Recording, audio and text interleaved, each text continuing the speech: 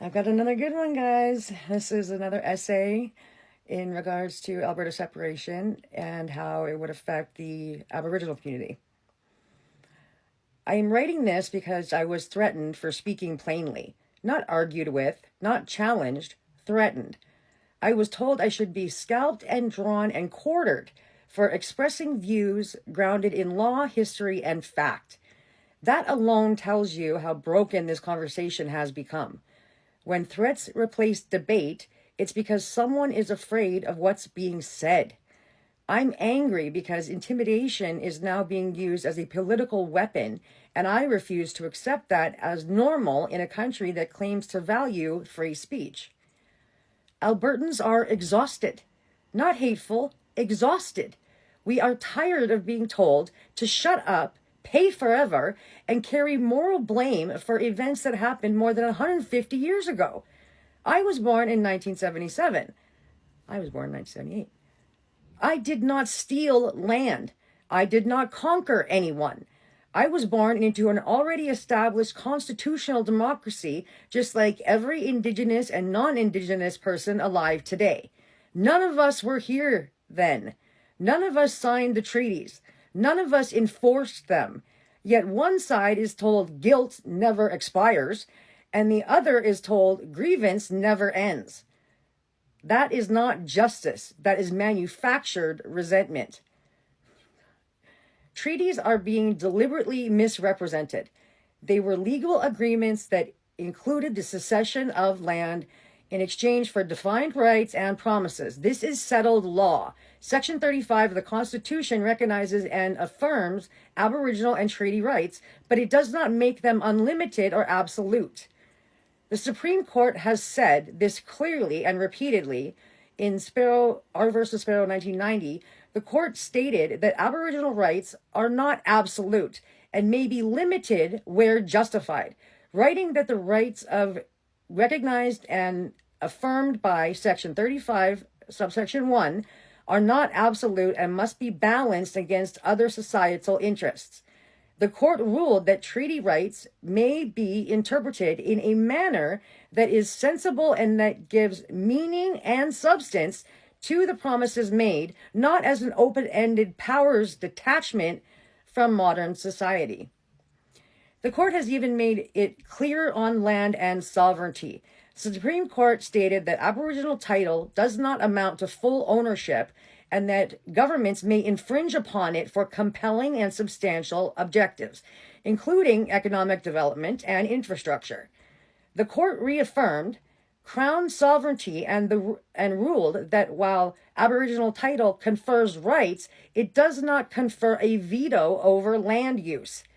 That sentence alone dismantles much of what is being claimed today. Treaties were meant to enable coexistence, not to paralyze an entire province or override democratic governance.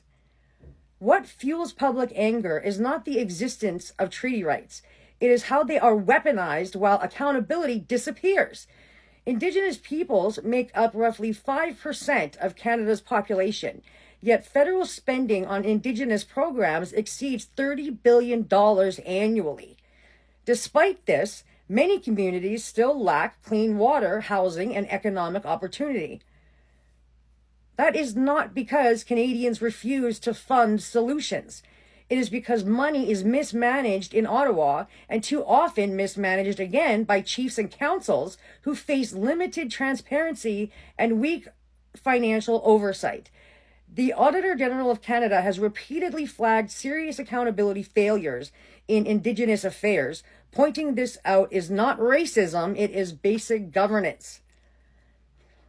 What makes this harder to tolerate is the constant rhetoric of oppression delivered through the full benefits of modern society. Complaints are posted on smartphones, laptops, and social media platforms. People drive modern vehicles, live in heated homes, rely on electricity, clean water, hospitals, and technology, then claim they are living under conditions indistinguishable from the 1800s. Criticize systems all you want, but pretending you are excluded from them while benefiting from everything they provide is intellectually dishonest. Land acknowledgements have become compulsory rituals of guilt. They no longer educate. They demand submission. They insist people apologize for actions they did not commit and histories they did not live. Responsibility in a free society is individual, not inherited. The law does not impose collective guilt, and neither should culture. Forced shame does not heal, it hardens. Whenever this is challenged, the response is generational trauma. I've never believed in this shit, you guys, ever. Yes, injustice happened. Yes, it matters. But trauma cannot be an infinite excuse that replaces personal agency forever. Canada today offers opportunities that billions of people around the world will never have. Progress requires responsibility in the present, not permanent refuge in the past. It is also false that chiefs and councils speak for all Indigenous people. They do not. Many Indigenous individuals want stability, opportunity, and an end to constant conflict. Their governance structures being defended were imposed by Ottawa through the Indian Act, yet they are treated as sacred when criticism becomes inconvenient. If leadership does not represent the will of the people, it should be challenged by the people it claims to lead. As for Alberta's future, facts matter more than fear. A referendum on separation is a democratic act. Treaties do not prohibit a vote. The land in Alberta was ceded. That is not a moral argument. It is a legal one affirmed by the courts.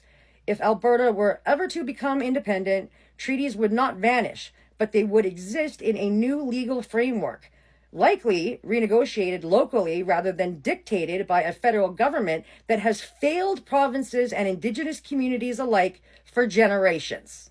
And you know that's true. This is not a threat, it is reality. The federal government has failed Alberta, and it has failed Indigenous peoples. Both are true. What happened historically was wrong. It would not happen the same way today. But endless grievance, threats, and intimidation guarantee only one thing: rising public anger, while political and bureaucratic leadership continue to profit from division. That stops now. I fear no one, and neither should any citizen who believes in law, reason, and democracy.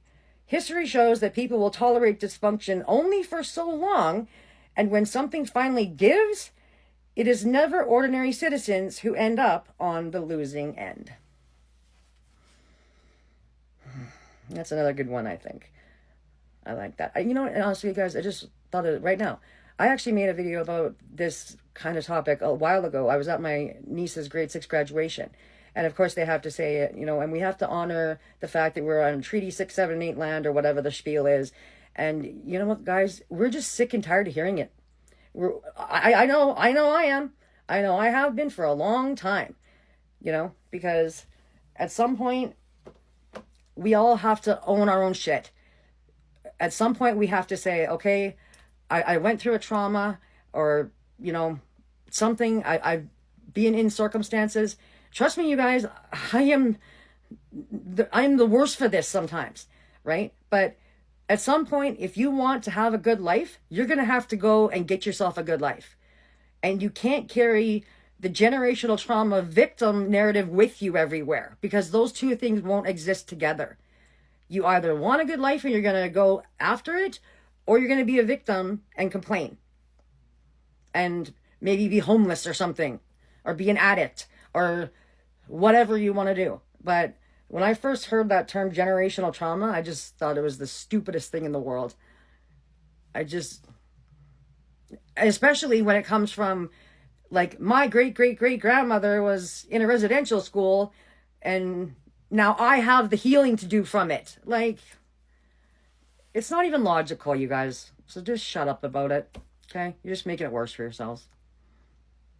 See you guys in my next video. Ciao for now. Mwah.